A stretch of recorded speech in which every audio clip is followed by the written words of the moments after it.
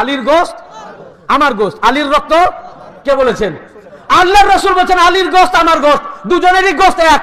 আর আমার রক্ত আলীর রক্ত, আমার যা রক্ত আলীর তার রক্ত, একই রক্ত। আল্লাহ আল্লাহর রাসূল একে অপর থেকে, আলী আর রাসূল থেকে রাসূল পাক নিজেকে পার্থক্য করেননি, আল্লাহ পার্থক্য করেননি। তুমি মোল্লা পার্থক্য করার কে? তুমি মোল্লা পার্থক্য করার কে?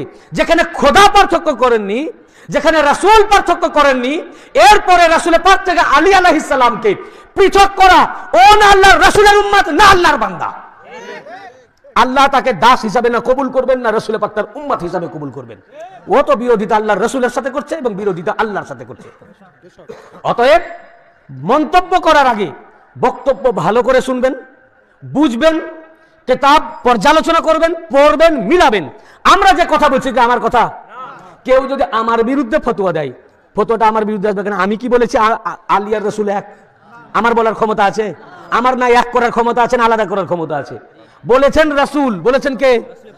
তাহলে যদি কেউ এর বিরুদ্ধে মন্তব্য করলো, এখন আমার এগেনস্টে যদি মন্তব্য করতে যায়, তো মন্তব্যটা আমার বিরুদ্ধে হলো না আল্লাহ আর আল্লাহর রাসূলের বিরুদ্ধে গেল?